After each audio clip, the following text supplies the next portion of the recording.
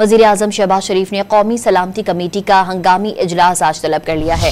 पहलगाम वाक़े के बाद भारत के यकतरफा इक़दामात पर वज़ीर-ए-आज़म शहबाज शरीफ ने कौमी सलामती कमेटी का इजलास आज तलब कर लिया है। वज़ीर-ए-आज़म इस मामले पर आला अस्करी क़यादत के साथ मुशावरत करेंगे, जबकि सिंध तास मुआहदा मुअत्तल करने समेत दीगर भारतीय इक़दामात पर रद्द अमल दिया जाएगा। हुकूमती ज़राए का कहना है कि कौमी सलामती कमेटी भारतीय इक़दामात का मौसर जवाब देगी। वज़ीर-ए-आज़म शहबाज शरीफ ने कौमी सलामती कमेटी का हंगामी इजलास आज तलब कर लिया है।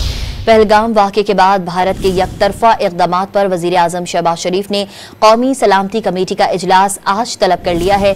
वज़ीर-ए-आज़म इस मामले पर आला अस्करी क़यादत के साथ मुशावरत करेंगे, जबकि सिंध तास मुआहदा मुअत्तल करने समेत दीगर भारतीय इक़दामात पर रद्द अमल दिया जाएगा। हुकूमती ज़राए का कहना है कि कौमी सलामती कमेटी भारतीय इक़दामात का मौसर जवाब देगी। वज़ीर-ए-आज़म शहबाज शरीफ ने कौमी सलामती कमेटी का हंगामी इजलास आज तलब कर लिया है। पहलगाम वाक़े के बाद भारत के यकतरफा इक़दामात पर वज़ीर-ए-आज़म शहबाज शरीफ ने कौमी सलामती कमेटी का इजलास आज तलब कर लिया है। वज़ीर-ए-आज़म इस मामले पर आला अस्करी क़यादत के साथ मुशावरत करेंगे, जबकि सिंध तास मुआहदा मुअत्तल करने समेत दीगर भारतीय इक़दामात पर रद्द अमल दिया जाएगा। हुकूमती ज़राए का कहना है कि कौमी सलामती कमेटी भारतीय इक़दामात का मौसर जवाब देगी।